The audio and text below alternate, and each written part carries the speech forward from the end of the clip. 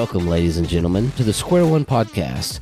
We're taking our guests back to square one where they first started their careers or their businesses, and we're going to learn from their failures. Square One's brought to you by Omni Home Services, which represents Chattanooga Home Inspector, Elevate Home Staging Design, Nuclear Pest Control, Radon Eraser, and hopefully some more business entities in the future. I'm your host, Malcolm Godwin. Thank you for listening.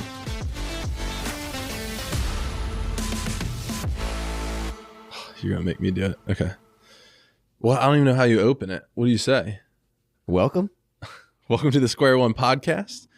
I'm Colby. Malcolm is your host. I'm here just to help him out and co-host today. Madison is with us as always. And today we have Mickey Swafford on. Mickey, I got to know you just a little bit ago, but immediately left some impressions on me. Mickey is the owner of Chattanooga Jiu-Jitsu Academy and also owns and runs Swafford Beef & Co. Mickey, welcome on. Thanks for having me. I think you could work on this, like the radio voice a little bit, just like the welcome to the Square One podcast. Man, you know, you could like really church it up a little. Yeah. You know, I think maybe it's something in the future. Just if you want to. Have you ever been told you have a face for radio? My mom told me that once. Yeah. I thought it was a compliment for years. Hey, we're going to get right into this. Mickey, we've been chatting about, well, beef, actually. Sure. But before we get into that, tell us how long you've been in jiu-jitsu. So I've been training jiu-jitsu for coming up on 30 years. I started June 22nd, 1996. It was my first actual class. The first time I went to a seminar with Rickson Gracie, who's kind of a legendary guy. Kind of did it once. Went back to my hotel room. I drove to Charlotte, North Carolina to train at the seminar. I read about it in Black Belt magazine. I didn't know anybody. I just kind of made it happen. And I called my girlfriend at the time and I said, this is what I was put on this planet to do. And she laughed because, you know, I'm easily distracted by shiny objects sometimes. So, but I've pretty much been doing it from that day to now. And it doesn't hurt that day is actually also my mom's birthday. So it helps me remember my mom's birthday. That's my dad's birthday. Oh, too. really? That's so funny. I'm like, hey, I'm trying to figure out what year, how old my dad was. So what was it that you're just like, yes? How was that feeling? I grew up in a small town in Pikeville, Tennessee, not far from here. And there wasn't like a lot to do as far as like extracurricular stuff. I played basketball. I was always super into that. From the time I was probably like 5th grade, 6th grade on, I was really into basketball. Going into my sophomore year, I grew to be 6'4" by my sophomore year. And I was kind of like, hey, this is actually a thing I could be good at. So I was super focused on it, but I love the martial arts, man. Back when there was like the Kung Fu shows on and the samurai shows and that whatever it was, like samurai theater and all that stuff, I watched that stuff. I was just always enamored with Bruce Lee, martial arts. So as I went to college, I got hurt playing basketball, played basketball in college for a little while, got hurt, had a pretty significant injury, kind of ended my college basketball playing career. And then I had an opportunity to pursue martial arts. So at that point, about a year and a half to 2 years before that, I was exposed to the Gracie family through the UFC. A friend of mine in college told me about it. I watched it and I was just blown away. I was consuming everything you could consume, which wasn't much at the time. It's a ton now about the Gracie family. So I'd kind of played around with trying to learn some techniques with some friends, use some possibly bootleg videos. I think the statute of limitations is up on that. So I went to a seminar. I saw in Black Belt magazine, seminar with Rickson Gracie. So I went to the seminar, and when I did it, I just knew, I saw myself get better in 2 days, like significantly better. And then I came back, and I was training judo at the time because it was the closest thing I could get to jiu-jitsu. I was a white belt in judo. I did a Saturday and a Sunday, 3 hours both day with Rickson Gracie. And I came back, and I was rolling with brown and black belts in judo, and they couldn't tap me after two jiu-jitsu seminar sessions that were 6 hours. They were 3 hours each. So I was immediately like, man, I learned this well enough to apply it. Now imagine, because I had some understanding of work ethic, practice, how to practice, because I played college sports. So I was like, man, if I apply this, if I practice that stuff every day for 2 months, where will I be? Yeah. So I immediately saw, and I wanted to fight. Like Royce Gracie fought the UFC 100%. When I started this, I wanted to fight in the UFC. I wanted to be one of the first Americans to get their black belt. I wanted to do all that stuff. I had some pretty lofty goals eventually, in the beginning that eventually kind of worked themselves out through a lot of different life stuff. But yeah. I love that you found something you were so passionate about. Mm-hmm. When did you turn that passion and love of the sport into a business? It was actually really hard for me. And it's something I've struggled with up to now, and I still struggle with, because it is a passion and I love it. And I say all the time, I teach jiu-jitsu for free. Like, it's running a business part. It's the only reason I have to be compensated. I teach jiu-jitsu for free. There's nothing about that I feel like I need to be paid to do. But I was actually teaching a private. I'd gone back to school to finish my accounting degree. I always tell people I've been on both dean's lists. There's a bad dean's list for those people that don't know. You get a letter from the dean that says, hey, we appreciate you paying, but you not coming to class is kind of messing up our metrics here for overall GPA and stuff for the program. So just get out of here, like take off. So I got that letter, and then I went back to school and I got the other one. But when I'd gone back the second time, I started a little jiu-jitsu club because I figured it'd be a good way to kind of keep training. I'd moved to Atlanta and trained for several years. I moved back to Cookeville to finish my degree. And I was teaching a private one day. He said, man, you should really do this. You should teach. And at the time, I was finishing my accounting degree and I wanted to go in the FBI. And he said, you should do this. And I said, well, there's so much politics. There's so much back and forth. There's so much whatever. And his name was Robin. And Robin said, Mickey, it's your business. You make whatever you want. You don't have to have the politics. You don't have to have the whatever. It's your business. Make it what you want. And I don't know why, but that day, a light switch kind of went off in my head. And I was like, I guess I can, And again, my instructor that I trained with in Atlanta was a great guy. It wasn't anything about him or how he ran his business. It was just the whole scene was real. There was some political negative stuff to it. So from that point forward, I kind of started laying the groundwork for me to potentially do this as a career. I love that. I love small business, and the people that typically listen to our podcast are small business owners. There's a beauty in a small business because it is your business. You can do what you want, right? There's also the problem of, like, what do I do? Like, what is that? So I tell everybody, when I first opened my first academy, I go into, and this is kind of, a little bit of an off-topic story, but I've got a picture of Grandmaster Elio. He's the guy who started our system that we do. He's Hoist Gracie's father. He's Hickson Gracie's father, Horian's father. Horian started the UFC, Horian Gracie, and his is Horian Gracie's dad. So I was fortunate enough to meet him, train with him several times, and I've got a big poster still hanging in my academy that he autographed one day. I said, hey, would you autograph this for me? I felt bad after because I got to know him better later. Had I waited, he was 80-something years old, so I was like, I don't know how long he's going to make it. I just need to get him sign this. But had I waited, he probably would have wrote something personal on it because he got to know me a little bit. But in the beginning, he just signs his name on it, which is still super cool. So I have it now. It's going to be, as I'm getting ready for my first school here in Chattanooga, it's the last thing I'm going to do is going to be hang the picture of Elio on the wall, right? That's going to be my last thing when it's done. And I'm doing all this work myself, scrambling, selling every asset that I have. I'm selling every gun I've got. I'm selling everything I can to kind of fund this thing. And so I go to get my frame cut, and I go to Hobby Lobby, and there's this steel frame that I want to get done. And I go to take it out of the packet, and I thought I could maybe get him to cut it. So I opened it up and I dropped it. And as I dropped it, I reached down to catch it. And when I reached down to catch it, I caught the mitered end of it on my thumb, and I split my thumb in two, including my thumbnail.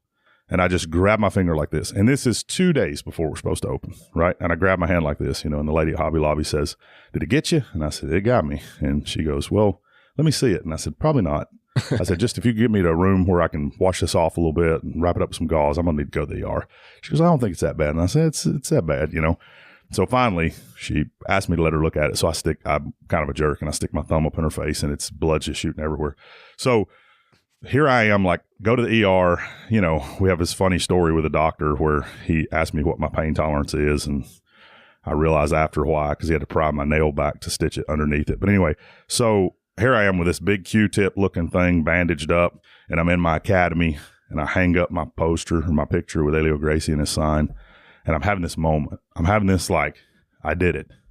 I'm a small business owner. My dad was a small business owner. My stepdad's a small business owner. I grew up around entrepreneurs my whole life.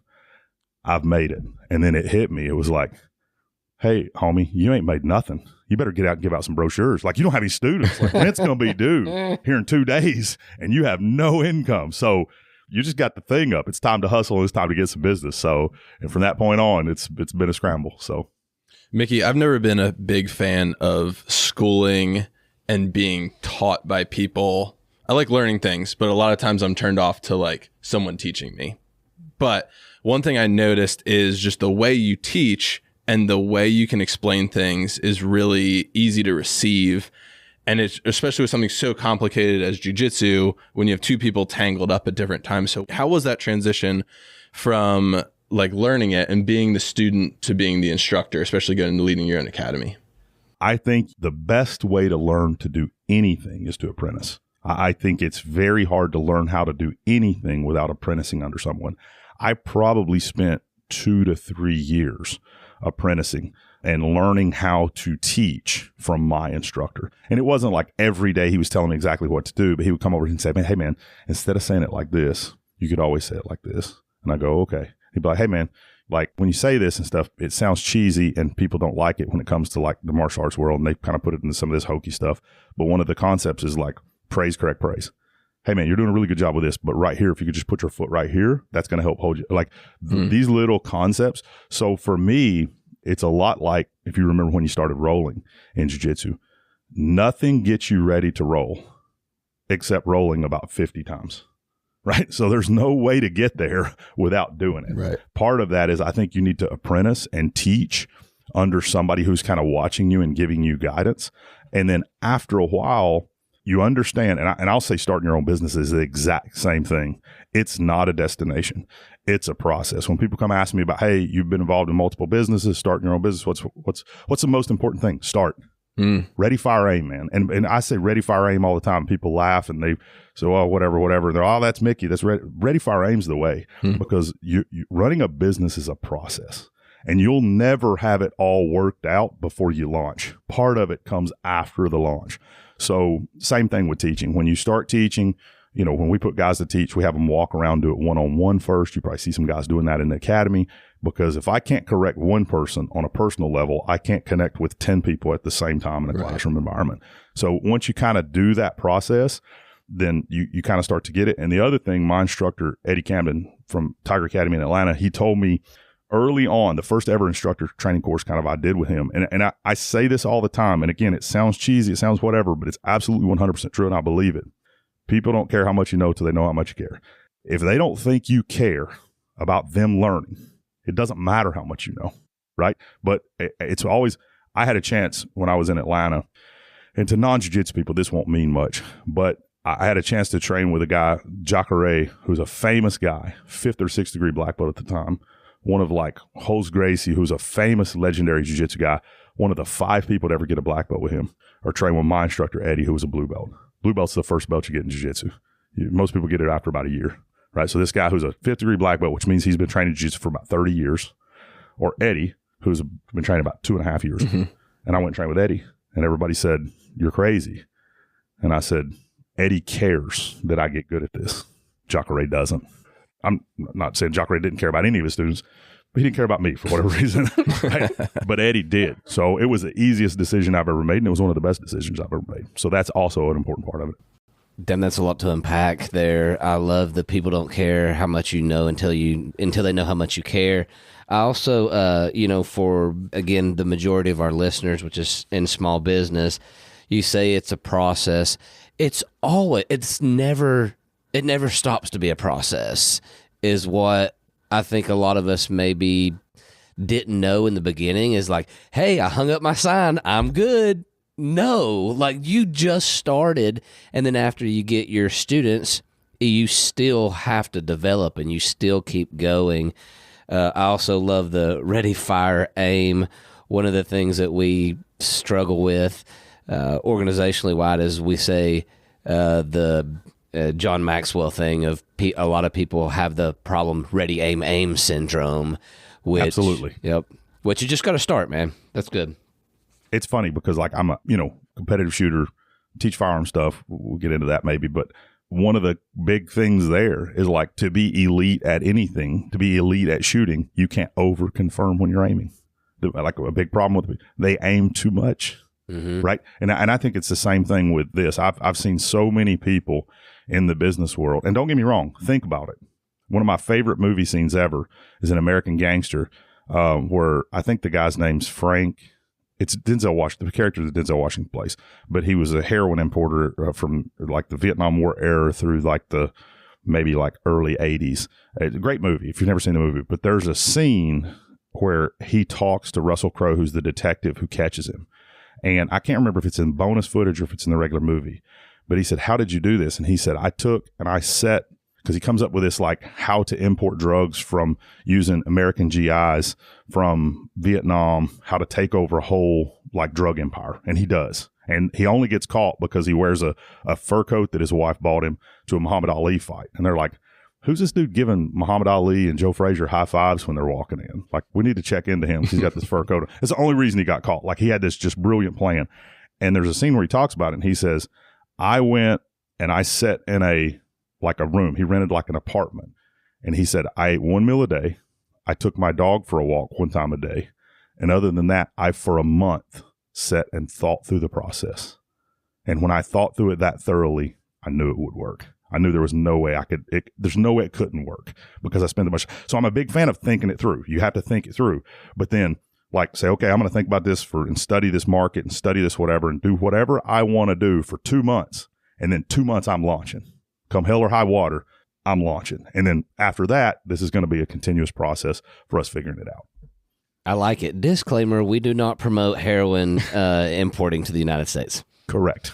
Yes. Yes. So just yes, correct. Mickey, before we talk about your third passion project, which is shooting, tell us about Swafford Beef. So my dad and I, and again, I feel like with jiu-jitsu, my purpose is to help people. And my gift that I have, and I believe it's a gift from God, both in communication, both in like abilities and talents and using them for good in this world, is to be able to help people in jiu-jitsu. And I have seen me make that impact in people's lives. I've had parents come to me and they tell me they're going to have to pull their kid out of jiu-jitsu because they want to play an organized sport. And I'll say, yeah, that's no problem. And the parent starts crying. And I'll say, oh, it's okay. We're not going anywhere. And they're like, no, you don't understand. They never would have done this before jiu-jitsu. Like you fixed my kid, and then I start crying. And I'm like, it's okay. Colby's crying. That's right. Colby's crying right now. But so I've always felt like it's my passion, right? And I've always felt like it's my why, and it's the reason I've had the level of resilience that I've had, because it's not been the biggest financial gain. Like I make okay money. I do okay. I do all right. I'm not complaining. But I definitely, if we look at opportunity cost, I've lost. Right? If we take opportunity cost into it. I think for me with the beef thing, so my dad has been involved in farming his whole life. I grew up on a farm. I've been around farming a bunch. I mean, our family outings were working 50 to 100 head of cattle on Saturdays and Sundays. That's what we did, So from the time I was a kid, I mean, they were working cattle and doing everything from dehorning to castrating to giving shots. You name it, I've done it. And so my dad, that's still kind of his passion. And he's been very fortunate and been very successful. And so it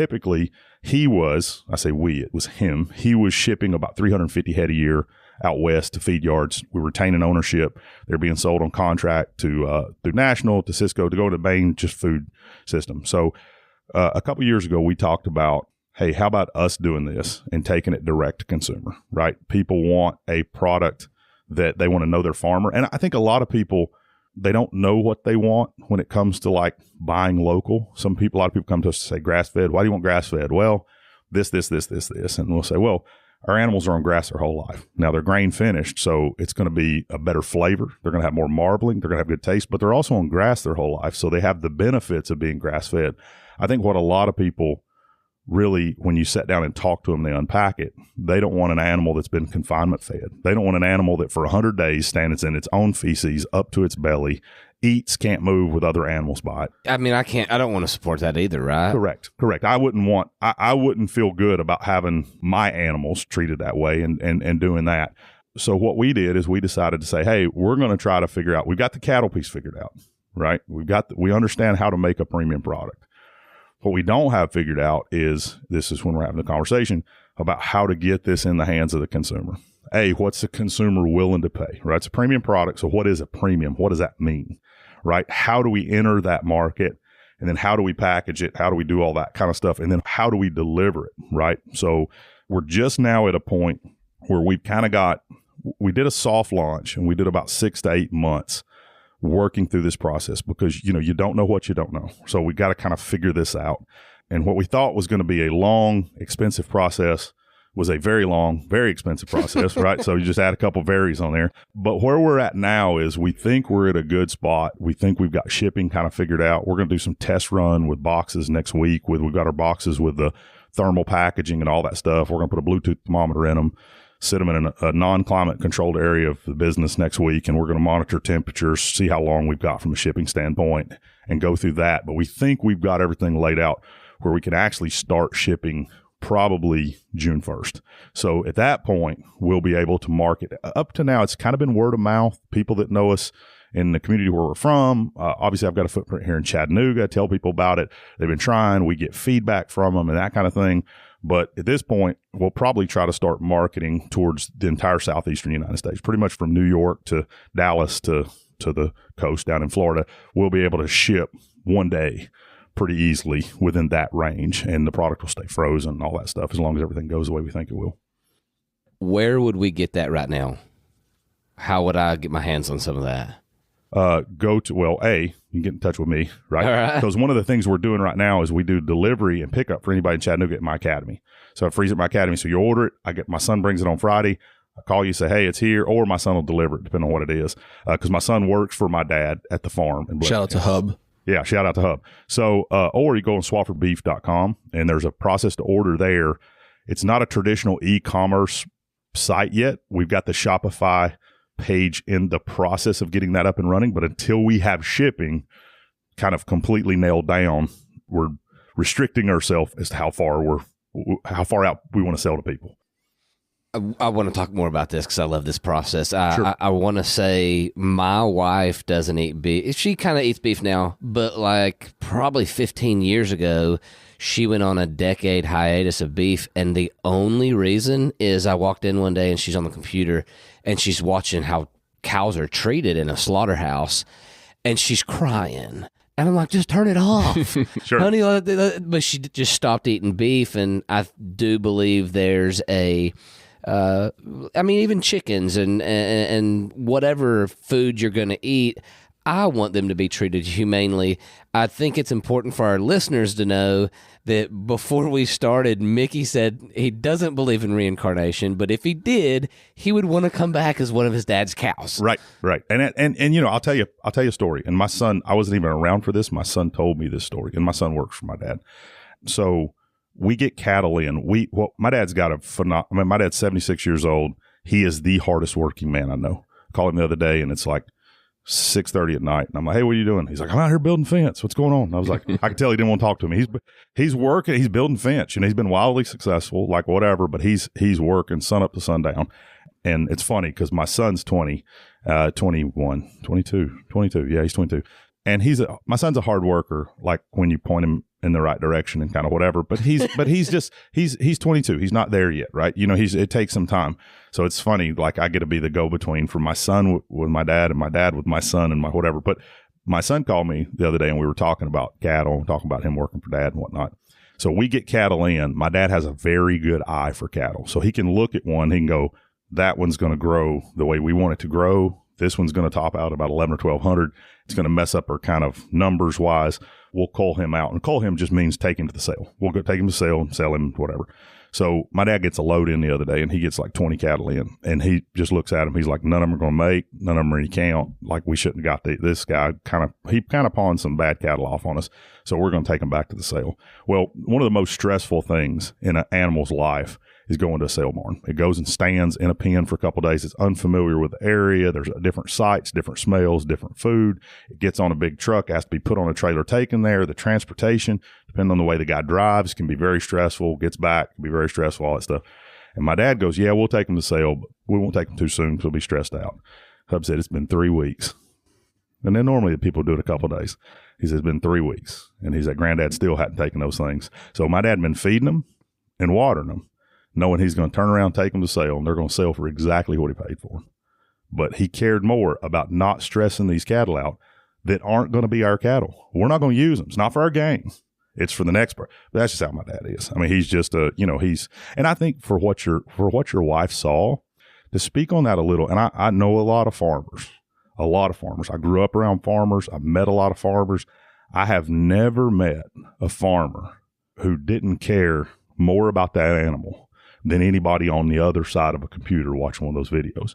Now, to what your wife saw and what I think we got to be careful to make sure we kind of parse these two out. It's corporate farming. It's institutionalized corporate farming. It's these big corporations. Sure. That's where you see the mistreatment of animals. So, hey, farmers, because it's all about numbers there. They don't right. give a shit. Farmers, it's their livelihood. I mean, they're not quite pets, but almost. I mean, we can go out there. We were just talking yesterday, and we were talking about we rarely ever use hot shots. I mean, rarely ever do we use hot shots. We don't. I mean, my dad, they'll be unloading some cattle, and somebody will start yelling at the cattle. He'll be like, "Hey, get up, whatever." When they're getting them off the truck, my dad's like, "Hey, man, calm down. Give them a second." They're going to walk off the trailer. If it takes them an extra 2 minutes, you'll be all right. Like, calm down. You know, like it's just, and you can tell when you're around our cattle, they're not super anxious. We put them through the chute. We don't have to hit them. Don't do any of that stuff at all. So, and that's not, just saying it because we're here. I mean, we were having that conversation yesterday, sitting and talking to somebody. So, I think that's the same. A couple episodes ago, we had Jesse Gant with Feathers and Fruit, and it's the same exact thing. An egg is an egg, but the egg that she's producing, she's like naming these chickens and like treating them well, versus a big corporation that's burning their beaks off so they don't peck the one right beside them, to right. death. So we definitely so they can get an extra 1,000 in the house, right? Just so we can turn these numbers a little bit more. Let's burn their beaks off, right? Right. So yeah, and then just trash them when they're done. Yeah, I think there is like a whole thing where people want to support that, right? And kudos to your dad. Earlier, and we'll move on from beef, but before we do, please explain, because we talked about if we go to SwaffordBeef.com, are we going to pay the same or more or different? And you explained you're going to pay higher end or similar prices to something like a top level grocery store. But explain to me, when we're buying like ground beef at let's say something like Walmart, tell us that process of how you get that cheap, affordable meat. Sure. Ugh. So yeah, there's a lot of different factors going into it. And I can tell you and I don't have the exact numbers in front of me, but in the last 2 to 3 years, we've had more female cattle that have been butchered and have been processed and killed for meat than pretty much than the last 20, 30 years. And it's because the price is so high. So what that's doing is that's taking the breeding stock out of the population, which is going to drive the price even higher, which is kind of what we're seeing. What you'll see, and this is a weird kind of thing in the industry, but it's not required where they put like where the product comes from. So you'll see a lot of beef. I know some of the beef from Brazil. There's some different countries, and there's some countries that have premium beef products, but there's a lot of countries that don't. It's not a very good product. It doesn't taste very good. They don't have the standards. They don't have the standards treating animals. They don't have the standards from the standpoint of medicating them, what they feed them, all that stuff we do here. Those products will come in. They'll simply mix that ground beef that's not really edible, like that you couldn't. I mean, it doesn't pass the Taco Bell. Taco Bell's not a sponsor, are they? Okay. No, it doesn't pass. We can say whatever we want. Yeah, it doesn't pass the Taco Bell standard of meat, right? So basically, they mix that with like U.S. ground beef and better quality ground beef, and they literally get it to a point where it's palatable enough to sell it, and then that's going in. And so when you're paying, I can tell you, we've got way more than $3, $4, and even $5 a pound in our ground beef. We have more than that in it, right? So when you're buying this ground beef and you're paying $3.25 a pound, you're getting what you pay for. And again, by that I mean, in that pound of ground beef, right? You may have animals from separate countries. You may have animals from multiple countries, and you may have over 100 animals mixed up into that burger. You buy a burger from us; it's a burger from one animal. And, it's been treated ethically. And not only that, the flavor's there. I mean, you're going to taste the difference. I've got this weird sense of smell. I can go in a processing facility and I can go to a restaurant and they serve the burger. And I'm like, I know where processing facility that came from by the way the burger smells. And I don't mean it smells bad even. I just kind of got this whatever. So yeah, I think for us, when we come to price this, we know we can't get rich off this business with Swafford Beef. But for us, to be totally honest with you, we price it where we say, hey, is this a viable business? Like, if we can't get this much per pound, right? If we just forget about what cut, we just average it, we just straight line it by the pound. If we can't get this much per pound, this doesn't make sense to do. So for us, we typically look at our products are about what you're going to pay at Whole Foods. Our products are about what you're going to pay at Fresh Market. And if you do much research in this industry, you'll hear a big thing right now, a term going around, it's called greenwashing. And greenwashing is when we say this is organic or we say this is grass-fed and it's not. We say this, we use all the terminology to say that this is something that it's supposed to be, and it may or may not be that. And it's tricky, right, to figure out when people are really telling the truth. My wife she's got her doctorate in regulatory science. She has her own regulatory consulting company. So sometimes she keeps me in line with things we want to say about our products. But a lot of this stuff is other companies say, hey, you can't say that. And then they file a claim. But if it's not that, they just kind of get away with saying whatever they want to say, as long as they want to say it. So I think you have a lot of, as companies get bigger, right? And maybe they're supplying whole food or any of this stuff. As companies get bigger, there's external pressure on them to be able to produce more. Well, if you're grass-fed and grass-finished cattle, there ain't no speeding that process up. I mean, that's just them sitting and eating grass till they get a big enough weight to whatever. So a lot of times what they'll start to do is supplement feed stuff, and which is fine. I mean, that's what we do. But what are we advertising? That person may be charging $10 more a pound because they're saying this is something that it's not. So there's a ton of that going on in the industry as well. And I think with that, like you were saying, there's a bunch of keywords and trigger words that people say, oh, I want grass-fed beef. But then when you say it's grain finished, they don't understand that there's a reason for that. And so there's from organic to grass-fed to anything, there's a lot that goes into that. There absolutely is. And it's funny. I had this conversation. I had a meeting yesterday with my dad. We were talking about some kind of stuff. We got some promotional stuff coming up that we were going over. But I've probably had 5 or 6 times when I've talked to people who actually eat steak and enjoy steak. I know because I follow them on Instagram and they post pictures of them cooking steaks, So one buddy of mine from South Carolina, I gave him just a little care package, a couple ribeyes, a couple this, a couple that. And when I told him, I said, yeah, it's grass-fed, grain finished. He said, I got grass-fed stuff, man. I was like, no, grain finished. I pull out my phone. I show him a picture. He goes, oh, yeah, that's got good marbling. That's going to be good. A lot of people grass-fed. People who know steaks, if you give me grass-fed, man, I just soon have beef jerky. It's about the same. Just add a little water. I mean, there's no marbling. There's not really any flavor. It's not a great product. Now, if you grain finish that grass-fed, right, you still have the health benefits. You still have the humane treatment of the animal in place because it's on grass. It's in its natural environment. But it also is heavily marbled, and it tastes good, right? You can kind of have it all. To an extent, it just costs a little bit more to get it all. So that's where that cost comes in. And we're very much in line with, like I said, Fresh Market, Whole Foods, that kind of, we're around that. We're within 10% plus minus of that, depending on as stuff changes. I am hungry now. If I'd have known, I'd have brought some steaks. Let's transition into a little bit more daily life stuff with the businesses, stuff like that. Do you have a favorite routine? What do you do daily that fits into your life? I love talking about routines with people. My life, it's routine and it's also not at the same time. I've got 3 older kids. I've got 3 kids in their 20s. And I've got divorced and remarried. My wife didn't have any kids. And I've got a 4-year-old and a 20-month-old. So between all the business stuff, right, it's like what? Hold on. You got 3 older kids in their 20s and a 4-year-old. A 4-year-old and a 20-month-old. Wow. Yeah. And you're here. So you're wondering what I'm doing with all my free time. Yeah. Right. You got plenty of that. And that's one of the things where it's like people will talk about not having time. And I'm like, man, you name anybody who's ever done anything, the most impactful, whatever it is, whoever your person is that's done the most, you got just as much time as they do, man. You've got enough time. I saw something recently. The guy was like, hey, are you busy? And it's like, it's relative, right? Like, I'm not Elon Musk's busy. I'm not launching, 20-ton spaceships into outer space and landing them by themselves. But the whole thing was remove that as an excuse. Sure, so sure. I will say my big thing as far as like my daily ritual is my alone time with coffee in the morning. And sometimes it's 10 minutes. Today it was 10 minutes. Sometimes it's 2 hours. If I wake up and I'm up, I don't go back to sleep. I'm not one of these people who can go back to sleep. My wife can. I just can't.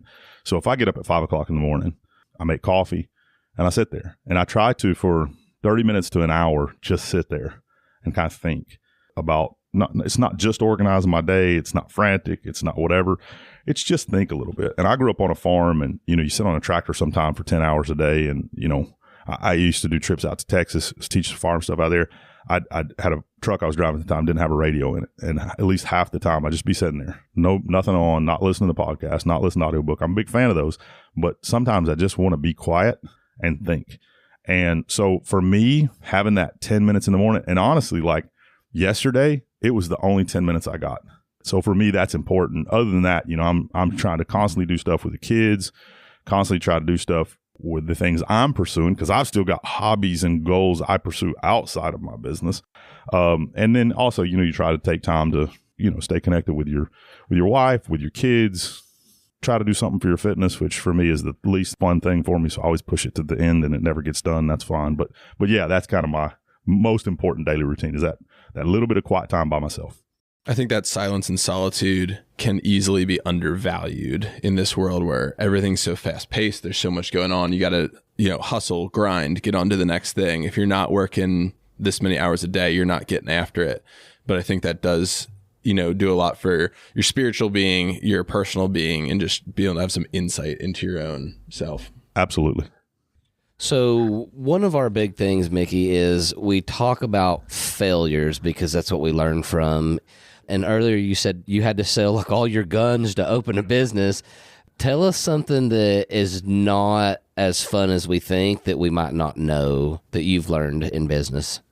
Yeah, you know, this is one of those things where I think there's been a constant struggle in business, because if you try to, nothing I've ever done is kind of taken off to the point where you're like, plenty of money at the end of the month. So this constant like balancing that, and balancing like as you get a little bit more revenue, you want to do a little bit more advertising, you want to do a little bit more of that. I think that kind of stuff is just kind of like almost in a way, it's like a constant irritation of being in business for yourself. Like my biggest failure would be, sometimes we look at like, we're so caught up in the now that we're not thinking about the 3 years from now and the 5 years from now. And for me, in my business, it's a long most people, and this is going to kind of dovetail into, I think, a couple other things. Most people, when they say I want to start my own business, they actually just go to work for themselves. And those are two very different things. Mm-hmm. And I've worked for myself for a long time. I'm now in the process of transitioning my Jiu-Jitsu Academy to a business, and the other business is a business, right? But because it should be sustainable. If I need to go to, you know, Cayman Islands for a month, then it should be able to sustain itself, right? But the big failure for me on the front end, because it takes so long to train a jiu-jitsu instructor, we talked about that couple years to get somebody, whatever, couple years to teach someone the process. For me, my biggest failure was two things. One, which is just like not constantly planning for making it a business, as opposed to me just working for myself. I started doing that pretty aggressively 3 years ago, and I've been in business for almost 20 years. Now, I dabbled in it before, and I've got a ton of guys that help. I've got a ton of instructors, got people at the academy that they just stuck around long enough, and they're like, hey man, if you ever need to take off, I'll cover class for you. Some of those guys cover class now, but I wasn't very deliberate about the process of recreating myself, having something that could go on its own. And I think the other big mistake is like being in alignment. You know, none of us are who we think we are, and none of us are really who we say we are, right? And that's okay. Like that's part of the human existence. But I think as a business, and this is my advice to people when they're opening business, like, what are you? Okay, I'm a jiu-jitsu school. Okay, what's your focus? Well, in jiu-jitsu, there's typically three things: self-defense, sport, or MMA. I say, what's your focus? And they go, all three. And I say, okay, get your phone out and look up the meaning of the word focus. That's not it, bro. We can't do that. What's your focus? Pick one. Now, why I want to do all three? You can do all three, but you're going to have some focus. What are you going to say you are? Like in the beginning, we're starting this thing. However, and again, in jiu-jitsu, maybe you could be all three. But for me, I said from the beginning, we're a self-defense academy. I don't care about creating MMA champions. I don't care about creating sport jiu-jitsu champions. I want a 45-year-old accountant, and I have an accounting background, so I can make fun of accountants. I want a 45-year-old accountant who's never done anything athletic in their life to be able to walk in my gym and learn, where he might not be able to do that in an MMA school, and he might not be able to do that in a sports school. But for the first 10 years I was open, my jiu-jitsu school ran like everybody else's jiu-jitsu school. We didn't focus on that. We weren't in alignment with what we were saying. We were saying one thing and we were doing jiu-jitsu like everyone else. So I think as much as you're like, hey, this is what we are, you come up with that mission statement, you come up with your why. I always say if you lose your why, you lose your way. So you got to know what your why is. What's my why? Why am I doing this? What's my mission statement? What's my cause here? Okay, now let's get everything pointed in that direction, because at the end of the day, for your clients, your customers, your consumers, they're going to get confused and they're going to get mixed signals in the messaging. And to be honest with you, in jiu-jitsu, sometimes they're going to get hurt. They're going to get have to deal with all kinds of stuff because you're training like you're training guys for MMA, but you're not doing MMA, right? You're training self-defense jiu-jitsu. People don't have to train like they're Conor McGregor or whoever if they're just trying to learn how to defend themselves. But yet they're going to get all the injuries, all the whatever, and all the frustration that comes along with this when that's unnecessary for what you're doing. So I think for me, those are the two big things. That would be, I think, the two kind of for me. Yeah, the big mistakes, not being more. I said ready, fire, aim, right? Ready, fire, aim. And I think in the beginning to launch, you have to do that. But then I think you do also have to set and constantly look at a 3 to 5 year plan. How's that changed? Every year do a state of the union, you know what I mean, in your business. Where are we at? Where were we last year? What were our goals last year? What was our 3 year? What was our 5 year? What was our 1 year? Okay, how's that changed? And what do I need to do to kind of meet the demands of the future? I think you very clearly put out there too, what we don't really think of when we start a business is how to replace yourself. Because I can think of like Colby hiring a tech to do pest control.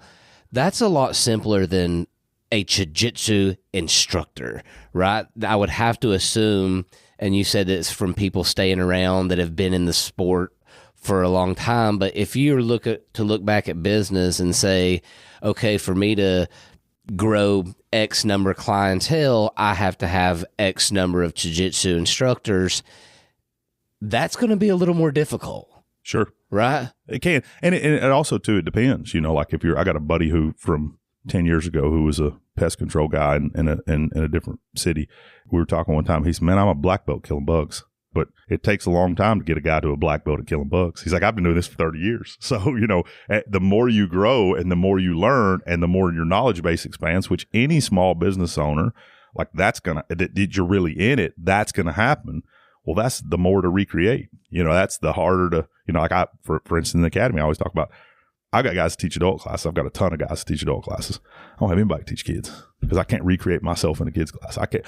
I can connect with kids on a level that I've yet, and I'll find somebody, but I've yet to find anybody else. Like my daughter does a pretty good job, but she's good she just graduated and getting ready to start her own career.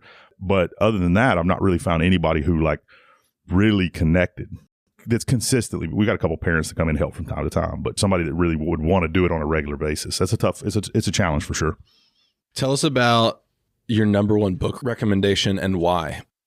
All right. My number one book, and this kind of changes, based on where I'm at and what I've read and whatever, but I would say my number one book recommendation right now is The Art of Impossible. And I think his name's Stephen Kotler, if I'm not mistaken, Kotler. It's a book about blending your passion and your interest and your purpose. And then it kind of talks about how to stay focused on that and how to overcome obstacles in that. And then also kind of how to have and build resiliency in that to kind of withstand the stuff that you're going to face. But he does a portion on goals where he talks about multi-transformative purpose. These are big goals, like ending world hunger. But big goals. And then he talks about these hard goals in order to do that, right? Start a nonprofit, get your master's degree in nutrition, all these different ones. And then he breaks it all the way down into daily tasks that all are in alignment with each other on how to achieve that. And it's just, and again, not that everybody has to have that big of a goal, but I think, and basically what he does is he's shown how top performers, how they think and how they attack their goals. And I think that's my number one book right now. My number two, you didn't ask me for a number two, but I'm going to give you one anyway, because I think it's in line for everyone in business, is Building a Storied Brand. You guys have probably, it's just a great, it's something I think anybody that doesn't have a marketing background, read that book before you start. I just downloaded your first recommendation, so awesome. Thanks for that. So we're going to wrap up here, Mickey. Certainly appreciate your time. Our whole goal is we go back to square one. If we could go talk to our younger selves, probably we wouldn't listen. But if we could go back to your younger self, what would you tell yourself? If I could go back and talk to young Mickey, I would,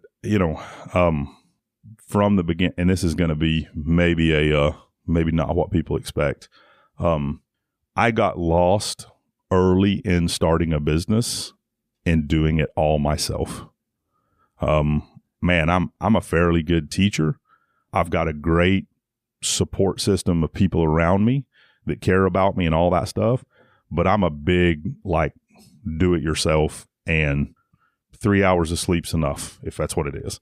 There's definitely some of that that's required in the beginning. But I think if I just started all over again, I said, okay, Mickey, I'm going to give you a year. Be wild for a year. Get after it as hard as you want. Don't sleep. It doesn't matter. Just do the things. After a year, you need to kind of set some limits, and you need to start bringing other people and other people's talent into the equation. There's time with my kids, with my older kids, that I wish I could give back. And it wasn't it wasn't in the make it or break it moments in my business. In the make it or break it moments, we got to go, man. I mean, you got to go if it's a make it or break it moments. But a lot of times I would allow myself, this guy can't, whatever, or I don't want to close the academy, or whatever. And there's moments there that I could have had somebody else go open up for me. I could have let somebody else go open up for me. It was never that I didn't trust other people. It was never whatever. It's just that I take it seriously, and I want somebody who comes to my academy to get the best experience possible. And I think from the beginning, starting to set some limits there would have helped me find more balance, and it would have kind of required me to do the things like recreating myself, like bringing other people in, training more instructors. And I think, me personally, that's been that's something that's limited the growth of my business. The fact that I didn't bring more people in. I don't think my business is better because I did it the way I did it. And I think the only thing is it maybe took some time away from personal life and some other stuff that I kind of wish I had back, if I'm being totally honest. That's deep, man. You remind me of a book called The No BS Guide to Time Management by Dan Kennedy. And he says, the problem is, especially if you have somebody that cares as much as you do, you obviously, you care about the cows, right? And you obviously care about the children being instructed correctly. He says, if you truly care and you're not looking for somebody to help out there, it's kind of like you not giving a solid career to the kid that's trying to mow the yard, Yes. down the thing. So it actually hinders us from bringing people on to a good organization that care, that we can create a better life with. So that's deep. I appreciate you sharing that with us. Absolutely. I think that's all we got for the most part. Before we wrap up, though, where can if people want to sign up for jiu-jitsu, where can they do that? People want beef, where can they do that? And people want to learn to shoot better, where can they do that? The company with firearms training is going to be kind of rolling out here probably in the next 2 months, okay. But you can hit me up at mickey.swafford@hotmail.com. For jiu-jitsu, Chattanooga Jiu-Jitsu.com. I almost said the www. I don't think we have to say it anymore. I don't think so. I don't think we have to say it implied. Anymore. Yeah, it's implied. So you can go to the Chattanooga Jiu-Jitsu.com, JIUJITSU, and for the beef, you can go to SwaffordBeef.com and shoot us an email there, and we'll answer any questions and help you out any way we can. Awesome. Colby, also, thank you for being here and hosting with us. How can we get in touch with you if we need pest control? Yeah, so Nuclear Pest Control, one of your local pest control companies here in Chattanooga. Nuclearpest.com is our website. You can always reach out at our phone, which is 423-808-BUGS. Cool. Thank you very much again, Mickey. This was a lot of fun. Thanks. Awesome. Thanks for having me. Thank you for listening to the Square One podcast, brought to you by Omni Home Services. We represent Chattanooga Home Inspector, Nuclear Pest Control, Elevate Home Staging Design, Radon Eraser, and hopefully more business entities in the future. We release a new episode every Thursday. If you like this episode, share it with your friends, neighbors, real estate agents, or whoever. Make sure you subscribe to Spotify, Apple, or wherever the hell you listen to your podcasts.